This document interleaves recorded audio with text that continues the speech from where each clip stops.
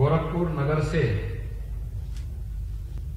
विधानसभा चुनाव की प्रत्याशिता घोषित होने के बाद प्रत्यक्ष रूप से यह पहली बार मेरा आपके साथ संवाद हो रहा है। आप सभी लोग इस अवसर पर यहां पर एकत्र हुए हैं और समय पर आ गए हैं, क्योंकि मैं लखनऊ के एक कार्यक्रम में था। लखनऊ के कार्यक्रम के बाद जब मैं वहां से चला तो मुझे बताया गया था कि 3 बजे तक सभी कार्यकर्ता आ जाएंगे, और एयरपोर्ट पर जब मैं 3 बजे लैंड किया तो तब तक सभी लोग यहां पर उपस्थित हो गए थे। मैं इसके लिए आप सबका हृदय से अभिनंदन करता हूं।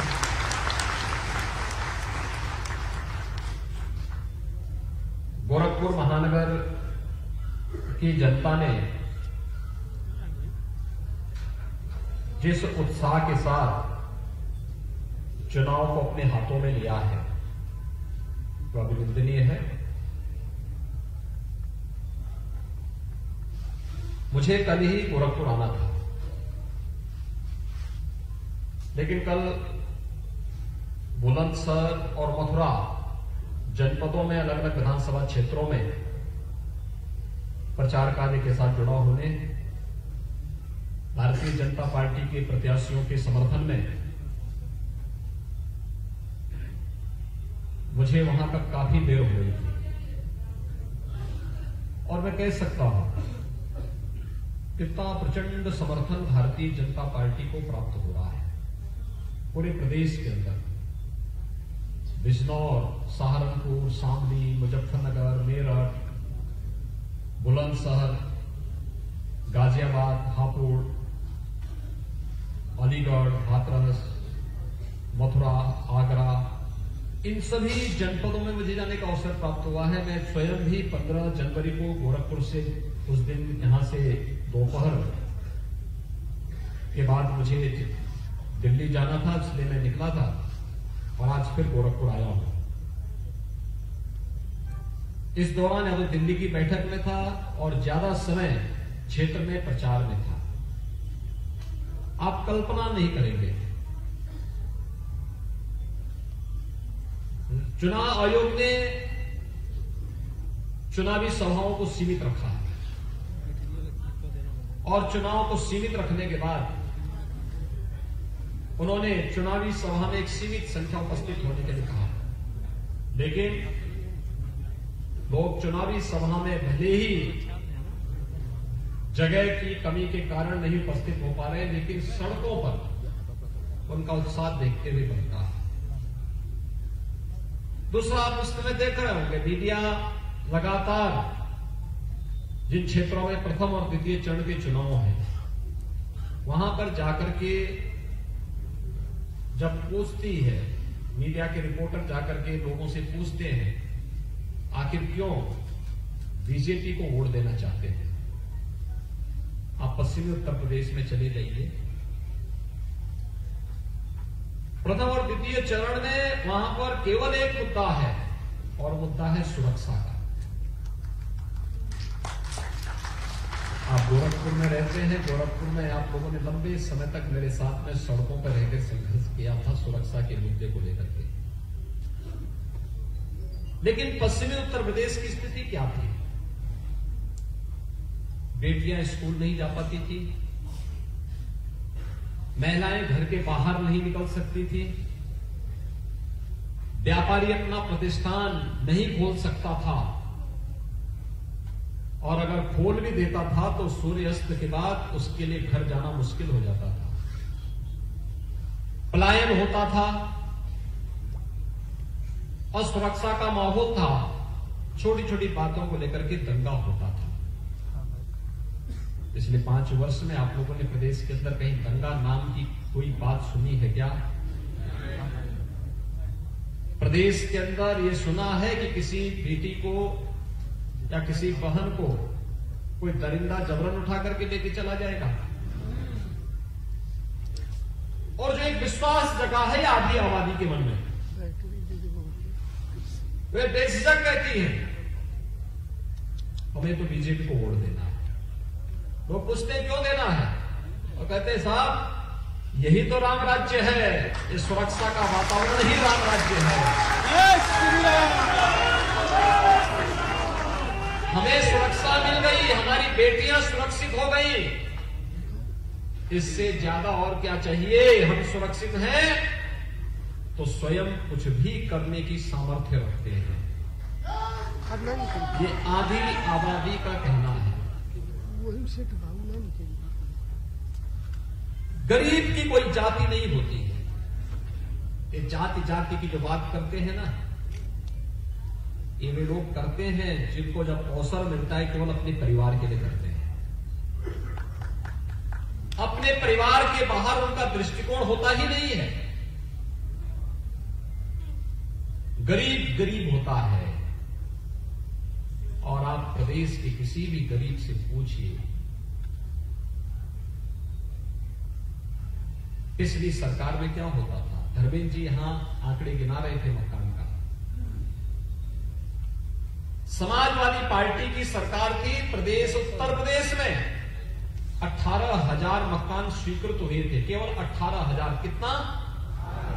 ये मिले नहीं थे, फाइलों में स्वीकृत हो गए थे, किसी को मिला नहीं था। और अकेले गोरखपुर महानगर में कितने गरीबों को मकान मिला है? 32,000। 32,000 नाम से उनको मकान मिला है, एक एक गरीब को मकान मिला है। क्या उसकी जाति देख करके मकान दिया गया? नहीं। वो पात्रता प्रधानमंत्री मोदी जी ने और भारतीय जनता पार्टी की डबल इंजन की सरकार ने एक पात्रता की सीमा तय की थी हर गरीब को। उसमें दलित भी है, वंचित भी है, पिछड़ा भी है, सामान्य जाति का भी है। पात्रता की श्रेणी में आने वाला हर गरीब उस योजना का लाभार्थी होगा। और उस लाभार्थी में अकेले गोरखपुर महानगर में सूची है। उन गरीबों के साथ बातचीत करके हम उससे पूछ सकते हैं कि क्या तुम्हारी जाति देख करके मकान दिया गया? उससे पूछा जा सकता है, क्या तुमसे इसके बदले कुछ लिया गया था? क्या तुम्हारी कहीं से सिफारिश करने की आवश्यकता पड़ी थी क्या? कभी नहीं। प्रदेश के अंदर अगर ये आंकड़े में बताओ, ये तो मैंने केवल गोरखपुर महानगर की बात कही, अभी पिपराइच, चोरी चोरा, पीपीगंज, सहजनवा, बांसगांव, बड़हलगंज, गोला, उनवाल, इन कस्बों में जो मकान दिए गए वो अलग है और ग्रामीण क्षेत्र में अलग है। अगर इस संख्या को हम आपके सामने रखेंगे तो इस संख्या 1 लाख से ऊपर जाएगी। 1 लाख से भी गरीबों को खेती करेगा।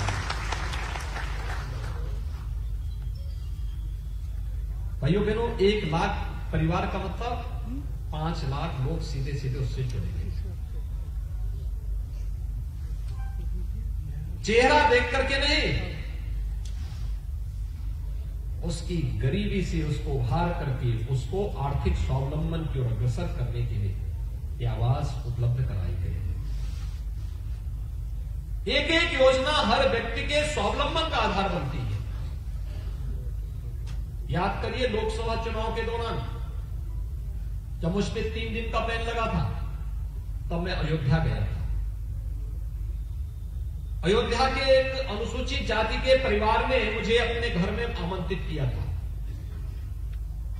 मैं गया था, मेरे पास समय था, मैं गया उसके घर। परिवार के साथ आरती की थाली लेकर के खड़ा था। मैंने कहा ये सब क्यों? उन्होंने कहा साहब ये मकान आपने दिया। मैंने कहा मैंने कैसे? उसने कहा साहब मैं दलित हूं, दूसरी पार्टी से जुड़ा हुआ था, लेकिन इस सबके बावजूद मुझे भाजपा की सरकार में मकान मिला। तो मैंने कहा तो बहुत सारे लोगों को मिला। अरे साहब मैं तो पूरी जिंदगी खपा गया, लेकिन मुझे आज तक तो कभी किसी अन्य पार्टी की सरकारों में, हर पार्टी की सरकारें थी, कभी किसी ने मकान नहीं दिया, कोई सुविधा नहीं दी। उसने 4 छोटे छोटे कमरे बनाए थे, घर के अंदर लेके गया, दिखाने लग गया। उसने कहा देखो इस सिलेंडर भी भाजपा की सरकार ने दिया है, ये बिजली भी भाजपा की सरकार ने फ्री में कनेक्शन दिया है। ये मेरा अकाउंट है, ये भी भाजपा की सरकार ने खोला है। ये मेरा राशन कार्ड है, ये भी भाजपा की सरकार ने मुझे उपलब्ध कराया है। और भाइयों बहनों, फिर उसने मुझे बताया, मैंने कहा अच्छा बताइए कि क्या आपकी इससे पहले मकान बनाने की इच्छा स्वयं नहीं होती थी, कैसे मकान आपका बना? उसने कहा देखिए, मैं आज सुबह ही जब मुझे जानकारी मिली, कल रात्रि को मुझे जानकारी मिली कि आप मेरे घर में आएंगे, तो मैंने अपनी 2 लड़कियों की शादी पहले कर ली थी। उन दोनों लड़कियों को ससुराल से बुला के लाया, वो अपने बच्चों के साथ आई है। तो मैंने कहा आपने उनको कैसे बुलाया? कहा कि मेरा लड़का ई रिक्शा चलाता है। मैंने कहा ई रिक्शा किराए का? कहा नहीं, अपना ई रिक्शा है। मैंने कहा कैसे?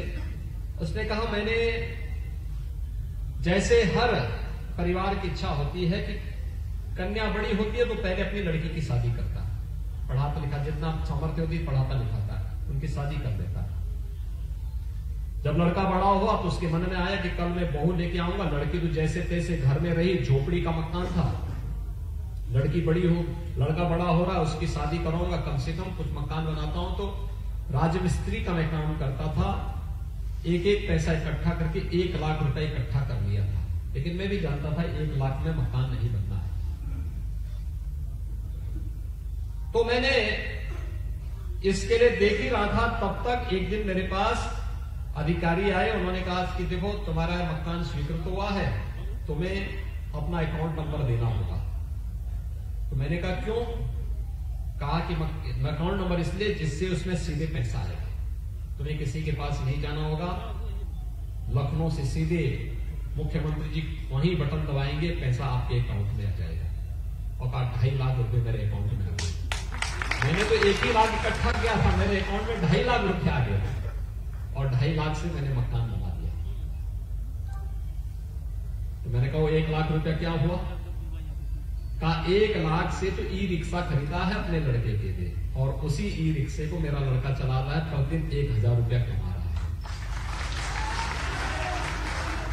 यानी प्रधानमंत्री आवास योजना एक परिवार को कैसे आर्थिक स्वावलंबन की ओर अग्रसर कर सकती है।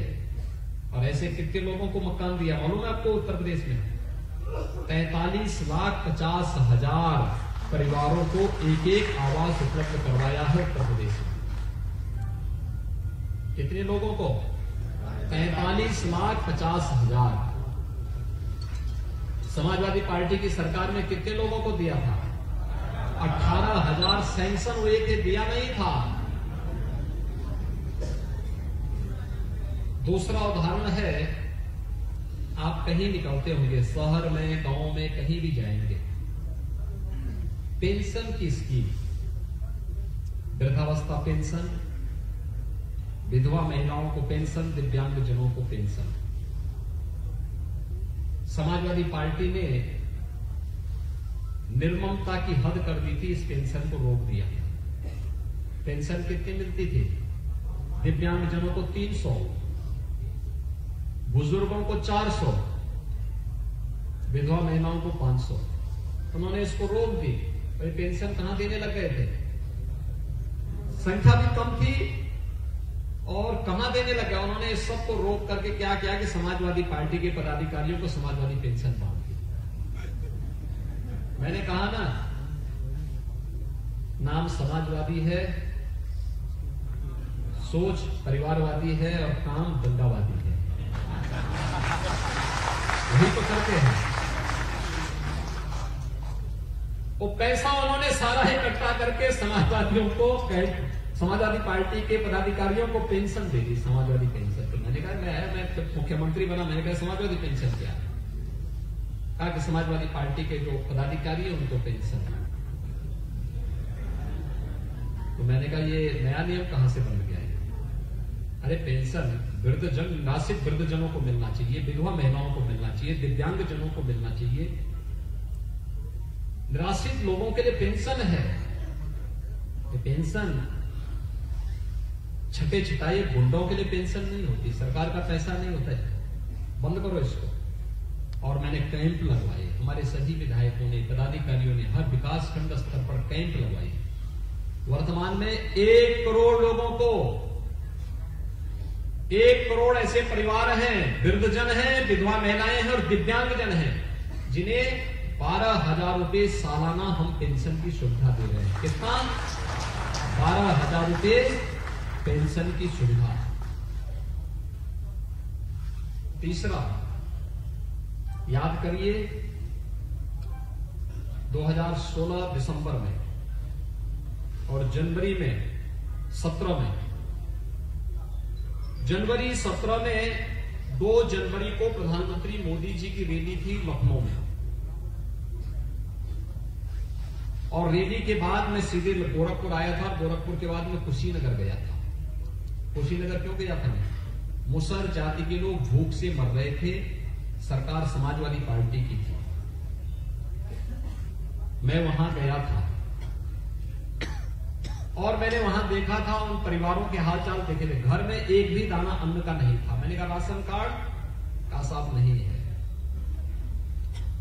2003 से लेके 2008 के बीच में मैंने उनके लिए आंदोलन एक किया था, जिसमें उन सभी परिवारों के लिए राशन कार्ड बनवाई थी। कुशीनगर मेरे संसदीय क्षेत्र में नहीं पड़ता था, लेकिन चूंकि समाज का वह हिस्सा है और समाज के एक जागरूक नागरिक होने के नाते हमारा दायित्व तो बनता है कि कोई भूख से न मरे, तो मैं गया था। तो मैंने कहा भी मैं तो 10 साल पहले आपका राशन कार्ड बनवाने के लिए आया था, तब क्या हो? तब उसके बाद क्या? उन्होंने कहा साहब समाजवादी पार्टी की सरकार आई, इन्होंने सारा राशन कार्ड हमारा निरस्त करके ये भी सब सपा की पदाधिकारियों को दे दिया। खैर, मैंने कुछ कार्यकर्ताओं से कहा, मैंने कहा राशन रूसन ला करके दो, इन लोगों को बेचारे गरीब से भूख से मर गए। भाइयों बहनों, जब 2017 में मार्च 17 में मुझे मुख्यमंत्री बनाया गया तो मैंने राशन कार्डों की जांच करवाई थी। 40 लाख राशन कार्ड फर्जी थे, जिसके नाम पर खाद्यान्न दिया जाता था, लेकिन उस गरीब को नहीं मिलता था। और आज प्रदेश के अंदर 15 करोड़ गरीबों को हम डबल इंजन की सरकार डबल डोज फ्री राशन की सुविधा उपलब्ध करवा रहे हैं। 15 करोड़ लोगों को पूरे प्रदेश के लिए। शौचालय, इंसेफ्लाइटिस से क्यों मौतें होती थी? आपसे ज्यादा कौन परिचित है इंसेफ्लाइटिस की बीमारी से? हर साल गोरखपुर, देवरिया, कुशीनगर, महाराजगंज, बस्ती, संत कबीर नगर, सिद्धार्थनगर जनपदों में 2000-3000 मौतें प्रतिवर्ष होती थी अकेले मस्तिष्क ज्वर से। और हम लोगों को आंदोलन करना पड़ता था सरकार की संवेदनहीनता पर। मेडिकल कॉलेज से लेकर के कमिश्नरी तक, मेडिकल कॉलेज से लेकर के कलेक्ट्रेट तक पद यात्राएं निकालनी पड़ती थी। महीनों महीनों धरना प्रदर्शन करना पड़ता था। दवा की बात तो दूर, बिजली भी नहीं देते थे। पिछले 5 साल से बिजली मिल रही है ना? सपा की सरकार के समय बिजली मिलती थी, बसपा की सरकार के समय बिजली आती थी। वे तो अंधेरे में रहने के आदी हैं, तो बिजली देंगे क्यों? उनका सारा काम अंधेरे में होता है, तो बिजली कैसे देंगे? लेकिन अब तो बिजली मिलती है ना। दूसरा, इंसेफ्लाइटिस का भी कहीं अता पता है क्या? अब एकदम समाप्त। कैसे समाप्त हुआ? हमने हॉस्पिटल भी ठीक किए, उपचार की भी व्यवस्था ठीक की, लेकिन स्वच्छ भारत मिशन ने हर परिवार को शौचालय दे दिया, हर घर तक जल पहुंचाया। स्वच्छ भारत मिशन ने स्वच्छता के प्रति व्यापक जागरूकता का कार्यक्रम पहुंचाया। परिणाम सामने है। जो बीमारी 50 वर्षों में समाप्त नहीं हो पाई, उस बीमारी को 5 वर्ष में स्वाहा कर दिया। परिणाम है ना? क्या ये सपा बसपा वाले भी कभी इंसेफ्लाइटिस में बोलते थे क्या? और सर्वाधिक बच्चे कौन मरते थे मालूम है आपको? अनुसूचित जाति और अल्पसंख्यक समाज से जुड़े हुए बच्चे थे। सवाल जाति का नहीं, सवाल इस समाज का वो बच्चा था। क्षति समाज की थी, लेकिन चूंकि वो बच्चा वोटर नहीं था, इसलिए उसके बारे में सोचते भी नहीं थे। उनकी सोच नहीं थी। और भाइयों बहनों, मैं इसीलिए कह रहा हूं, जब सोच ईमानदार न हो तो काम कलदार कैसे होगा। आज जो भाजपा एक एक बच्चा चिल्ला रहा है, एक एक माता और बहन चिल्ला रही है, एक एक बेटी चिल्ला रही है, एक एक नौजवान चिल्ला रहा है। समाजवादी पार्टी के समय उन्होंने टैबलेट देने की बात की थी। भाइयों बहनों, टैबलेट कहा हर नौजवान को टैबलेट, लैपटॉप देंगे। 15 लाख लैपटॉप मंगाए थे, कहां गायब हो गए पता ही नहीं लगा। उसका भी एक घोटाला कर रहा है। और वर्तमान में 1 करोड़ यूथ को टैबलेट और स्मार्टफोन वितरण की कार्रवाई चल रही है। कितना? 1 करोड़। और कोरोना प्रबंधन तो आपके सामने ही है। थर्ड वेव को भी हम लोग नियंत्रित कर लिए। गोरखपुर महानगर में आप सबने वैक्सीन ले लिया? किन लोगों ने लिया? हाथ खड़ा करके थोड़ा बताओ। देखो, आप सबको वैक्सीन ले लिए, ठीक है, सुंदर। वैक्सीन आप सबने ले ली। और मुझे आप सबको बताते हुए प्रसन्नता है कि उत्तर प्रदेश में पहली डोज 100% लोगों ने, 18 से ऊपर आयु के हर व्यक्ति ने पहली डोज ले ली। उत्तर प्रदेश में 25 करोड़ की आबादी का राज्य है, पहली डोज सबने ले ली है। उत्तर प्रदेश में हम लोग 26.5 करोड़ से अधिक वैक्सीन की डोजेस दे चुके हैं। दूसरी डोज भी 70% से अधिक लोगों ने ले ली है। जो लोग वैक्सीन के बारे में दुष्प्रचार कर रहे थे,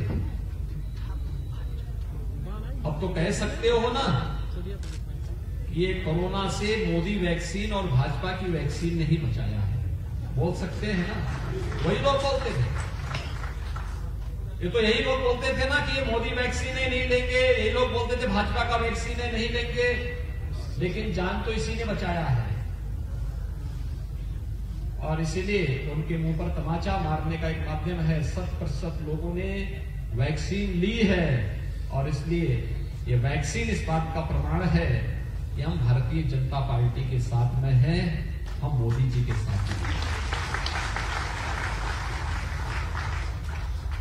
विकास सरकार की सोच के अनुरूप हो जाते हैं। पहले एम्स के नाम गुहार करते, तब एम्स चालू हो गया है। तो शिलान्यास ही नहीं हुआ, चालू भी हो गया। फर्टिलाइजर फिर से 26 वर्ष के बाद प्रारंभ हो गया है। गोरखपुर मेडिकल कॉलेज में सुपर स्पेशलिटी ब्लॉक बन करके चालू हो गया है। कोरोना कालखंड में हजारों लोगों की जान को वहां से बचाया गया। रामगढ़ ताल नया पर्यटन केंद्र के रूप में विकसित हो गया है। गोरखपुर की चौड़ी सड़कें, गोरखपुर में जू, गोरखपुर में वाटर स्पोर्ट्स का सेंटर, गोरखपुर में अत्याधुनिक ऑडिटोरियम, गोरखपुर में सैनिक स्कूल, पुलिस ट्रेनिंग स्कूल, महिला बटालियन की स्थापना, आयुष विश्वविद्यालय की स्थापना।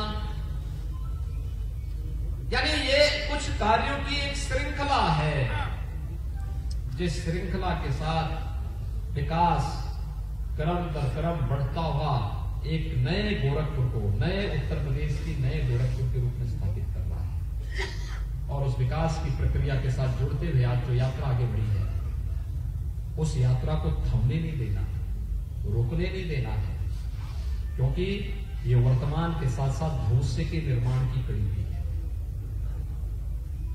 ये वर्तमान के साथ भविष्य को बनाने का एक अभियान भी है। आने वाली पीढ़ी आपको पोसे ना, आने वाली पीढ़ी इन चीजों के लिए आपके प्रति हमेशा कृतज्ञता ज्ञापित कर सके, क्योंकि ये प्रवर्तमान निर्माण के अभियान में ये भारतीय जनता पार्टी की डबल इंजन की सरकार के साथ आपको, पूरे महानगर वासियों को जुड़ना है, पूरे जनपद वासियों को जुड़ना है, पूरे पूर्वांचल वासियों को जुड़ना है। और आप भी कह सकते हैं हम भी इस अभियान के हिस्से थे, हमने भी इस कार्यक्रम में काम किया। अलग अलग भूमिका होती है, कोई हनुमान बनकर के काम करेगा, कोई गिलहरी बनकर के काम करेगा, लेकिन काम किसी का कम नहीं होता, भाव महत्वपूर्ण होता है। और उस भाव के साथ हर व्यक्ति को जुड़ने का जो अवसर प्राप्त होता है वो महत्वपूर्ण होता है। और उस अभियान के क्रम में आज ये पहला मेरा प्रत्यक्ष संवाद आपके साथ हो रहा है। मैंने इस दौरान 3 अलग अलग वर्चुअल बैठक की थी, महानगर पदाधिकारियों के साथ में, महानगर के मोर्चा प्रकोष्ठों के साथ में और गोरखपुर के खिलाड़ियों के साथ में। लेकिन अगर कोरोना की चुनौती है तो चुनौती से ही हमें रास्ता में निकालना है। चुनौती देख करके घर में बैठ नहीं जाना है।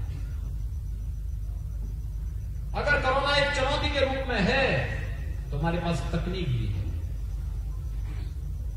कोरोना प्रबंधन का एक मॉडल भी है। देश की सबसे बड़ी आबादी ने कोरोना कालखंड में प्रथम वेव में लॉकडाउन को छोड़ दें तो हमने बंदी नहीं की थी। उद्योग धंधे चलते रहे, सभी कुछ चलते रहे।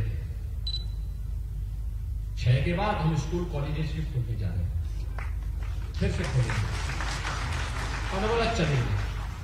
उद्योग हमारे चल रहे हैं, कार्यालय चल रहे हैं। 17 जनवरी को प्रदेश के अंदर कुल एक्टिव केस जो प्रदेश में थे कोरोना के 1,06,600 थे। आज कितने हैं?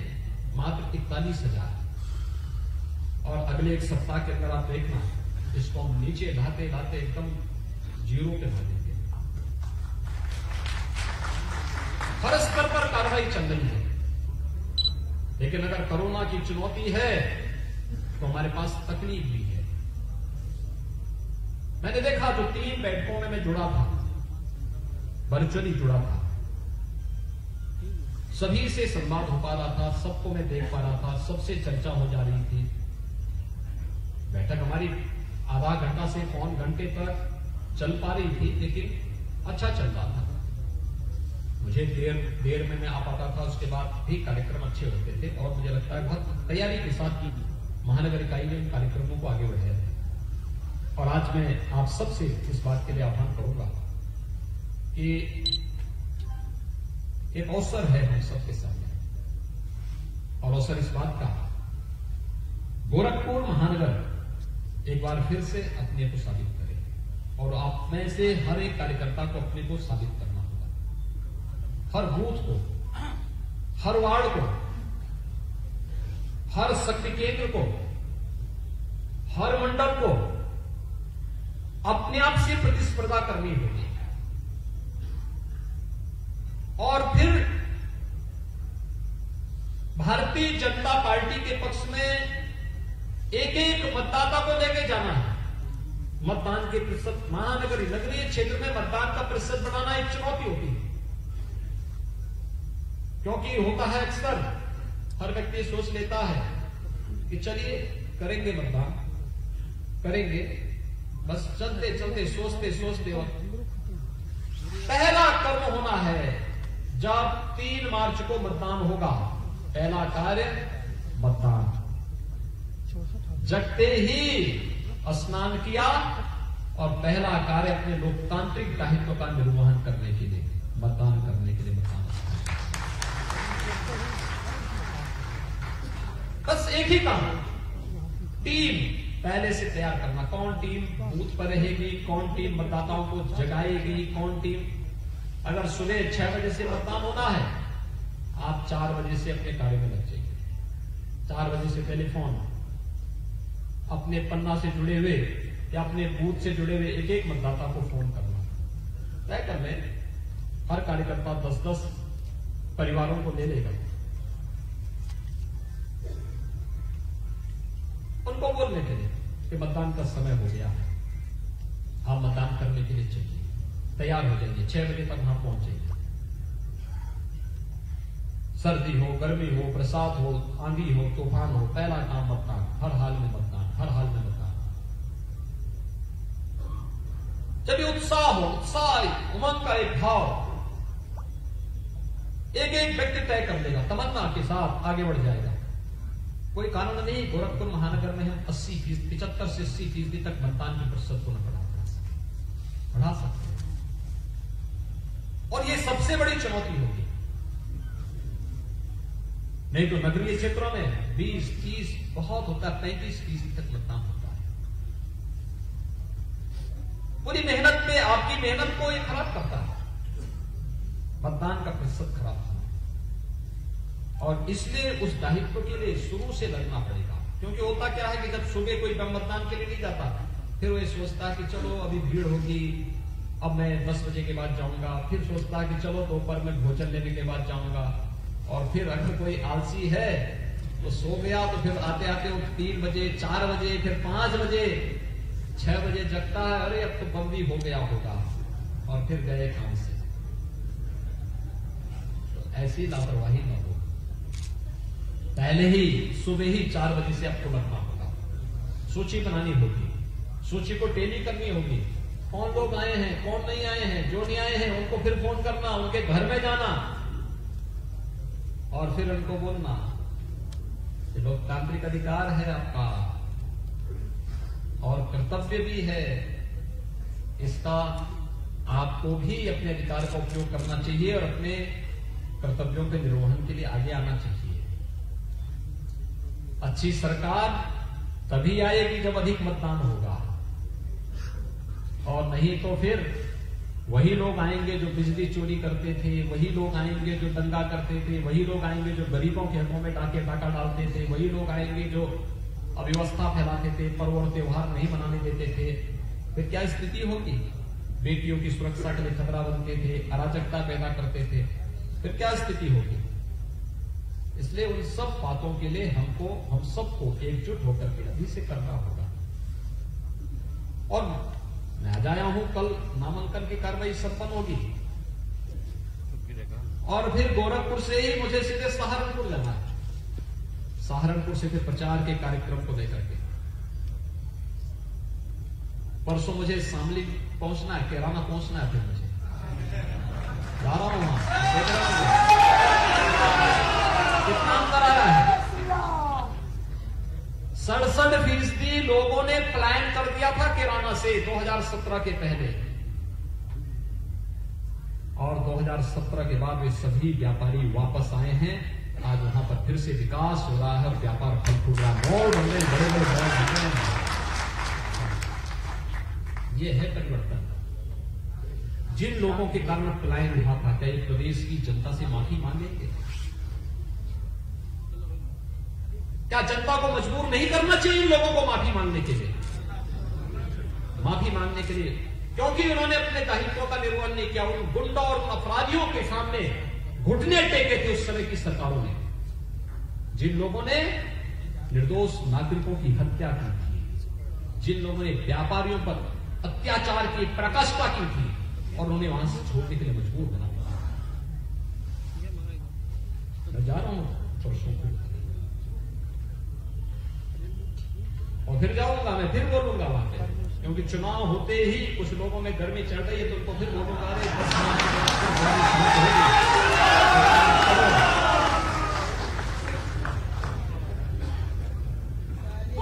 क्योंकि भाइयों बहनों,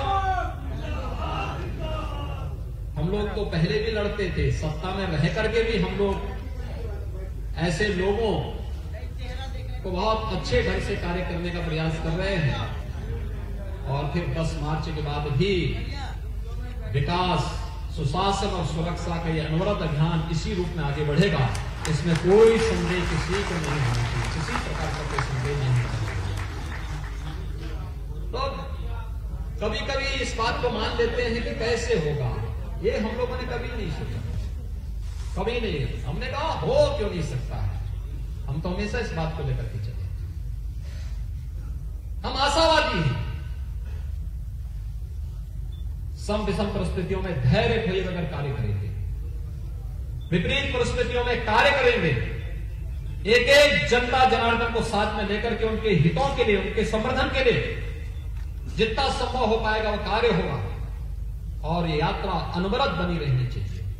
ये सुरक्षा का वातावरण, ये विकास की प्रक्रिया, गरीबों को मिलने वाला अन्न की योजना, कोरोना का बेहतर प्रबंधन, इंसेफ्लाइटिस जैसी बीमारियों का प्रबंधन।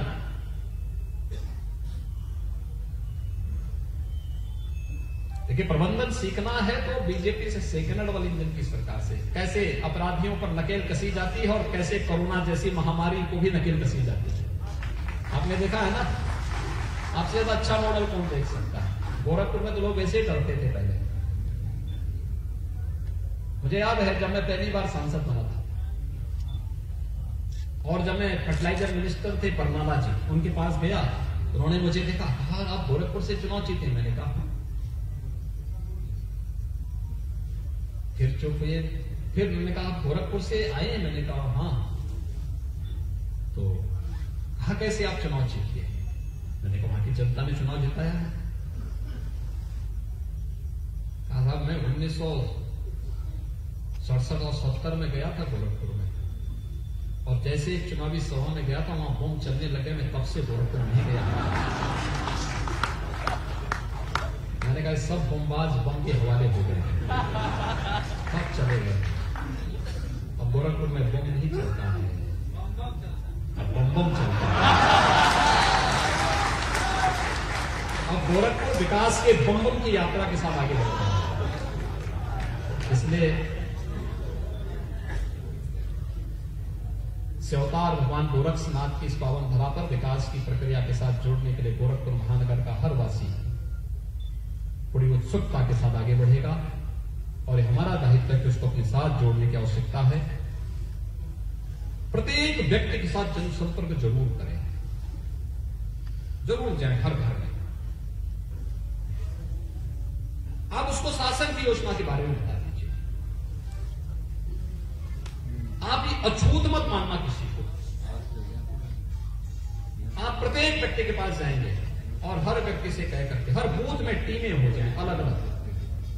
भाजपा का बूथ संगठन तो काम करेगा ही, महिला मोर्चा महिलाओं के बीच में, युवा मोर्चा यूथ के बीच में, अनुसूचित मोर्चा अनुसूचित समाज के बीच में अतिरिक्त जाकर के पिछड़ा वर्ग का मोर्चा उनके बीच में जाए, अलग अलग प्रकोष्ठ अलग अलग उनके बीच में जाकर के उनके बीच में अलग से कार्यक्रम करे, बातचीत करे, संवाद बनाए, टोली बनाए, और फिर मूल संगठन के साथ समन्वय बनाते हैं। किसी को छोड़ना नहीं, हर परिवार में जाना, क्योंकि हर परिवार की बॉडी लैंग्वेज आपको बता देगी कि वो आपको समर्थन कर रहा है कि नहीं कर रहा। आपका काम उनसे अनुरोध करना है, अपील करना है, और उनको फिर पार्टी के साथ जोड़ करके मतदान करने के लिए प्रेरित करना है। मतदान के प्रतिशत को बढ़ाने के लिए प्रेरित करना है। पहला काम मतदान, पहला काम मतदान। अगर ये हम कर सकेंगे तो हर व्यक्ति इस अभियान के साथ जुड़ेगा, और मुझे लगता है कि हमारी बूथ प्रबंधन जितना मजबूत हम कर पाएंगे वह और भी अच्छे ढंग से आगे होगा। आज ये हमारा ये पहले ये प्रत्यक्ष यहां पर संवाद का कार्यक्रम हो रहा है।